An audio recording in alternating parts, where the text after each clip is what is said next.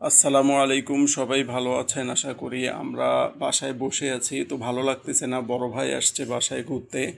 তো বললাম যে চলেন কোথাও থেকে ঘুরে আসি। দুইজনে মিলে পরামর্শ করে আসলে চিন্তা করলাম যে আমরা বাংলাদেশের তাজমহলটা দেখে আসি। তো এই যে আমার বড় ভাই, আমরা তাজমহল দেখার উদ্দেশ্যে বের হইলাম। তো আমাদেরকে প্রথম যেতে হবে আগে মোহাম্মদপুর থেকে বাস স্ট্যান্ড। আমরা মোহাম্মদপুর যাওয়ার উদ্দেশ্যে আহ, বের হয়েছি এখন আর কি। আমরা বাস টার্মিনাল থেকে আমরা সোজা যাব হচ্ছে আপনার বিশ্ব রোড। তো আমাদের সাথেই থাকবেন, এবং বিশ্ব রোডে যাওয়ার পরে আমাদেরকে আবার বাস পরিবর্তন করে তারপরে আবার যাইতে হবে। আমরা বিশ্ব রোড এসেছি অলরেডি। আমরা বিশ্ব রোড থেকে চিন্তা করলাম অনেক টায়ার্ড, নিচ দিয়ে যাব। দুইজন ছেলে মানুষ আছে, সমস্যা নাই, কিন্তু কোনো কিচ্ছু করার নাই, আমাদেরকে পায়ে হেঁটে যাইতে হবে রাস্তার ওই পাশে। এবং আরও একটা অবস্থা খারাপ যে ফুট ওভার ব্রিজ দিয়ে হেঁটে তারপরে আমাদেরকে ওই পাশে যেতে হবে। যাই হোক, কি আর করার, আমরা যাচ্ছি ওই পাশে, আমাদের সাথেই থাকবেন। এবং রাস্তায় প্রচণ্ড রোদ, অত্যন্ত ভয়াবহ অবস্থা। দুপুর টাইম, তো রাস্তা প্রচণ্ড ফাঁকা, একেবারেই ফাঁকা আর কি।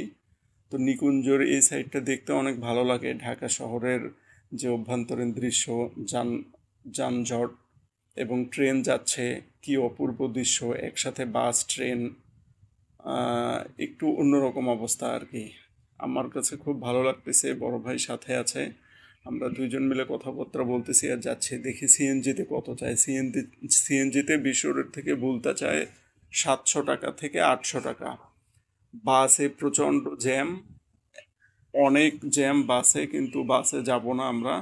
অবশেষে আল্লাহ তালা একটা প্রাইভেট কার মিলাই দিল, মাত্র 100 টাকা করে বুলতা পর্যন্ত আমাদেরকে নিয়ে যাবে। আমাদের সাথে আরও একজন আপু আছে, 1900, আমরা তিনজন মিলে 300 টাকা দিয়ে আমরা বুলতা পর্যন্ত যাব। সাথেই থাকবেন। 300 ফিটের যে দৃশ্য, এটা আপনারা অনেকেই দেখেছেন।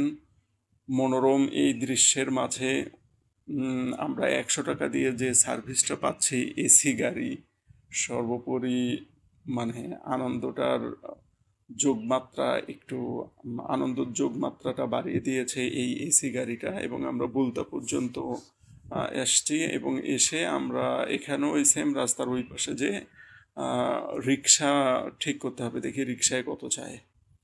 আমরা চেষ্টা করতেছি যত কম খরচে যাওয়া যায় আর কি। আমরা রিক্সাটা 70 টাকায় ঠিক করেছি। এখান থেকে প্রায় 4 কিলোর মতো জায়গা, রিক্সাওয়ালা ভাইটা বললো 4 কিলোর মতো যাইতে হবে। 4 কিলো গেলে তো হচ্ছে তারপরে আমরা আমাদের কাঙ্ক্ষিত সেই তাজমহল পেয়ে যাব।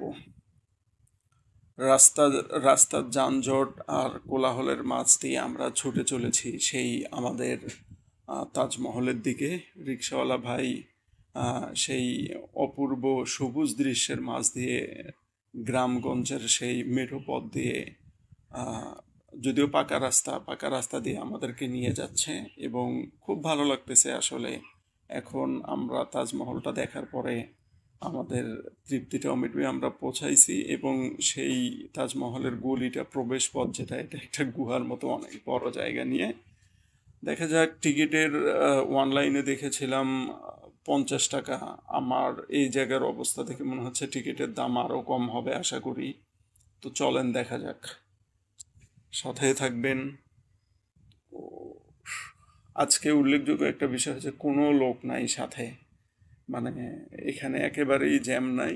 একেবারে মনে হয় আমরাই 5-7 জন সর্বোপরি। ও মাই গড, টিকিট দেখা যাচ্ছে 200 টাকা। আমার তো মনে হচ্ছে যে না ঢোকাই ভালো হবে, টিকিটের দাম তো অনেক বেশি জায়গা অনুযায়ী। কি আর করার, বড় ভাই ঢুকবেই, কিচ্ছু করার নাই। ঠিক আছে, টিকিট কেটে আমরা ঢুকে পড়ি। আমরা ঢুকে পড়েছি। এই যে স্বাগতম ভালোবাসার তাজমহল, হাসি খুশিভাবে প্রবেশ করতে হবে। চলেন দেখে হাসি খুশিভাবে প্রবেশ করি। এবং পিরামিডও দেখা যাবে একই টিকিটে। এই তো টোটাল তাজমহলটা, এখানে আর কিচ্ছু নাই আসলে। কি বলবো, দেখে তেমন একটা তৃপ্তি পাই নাই।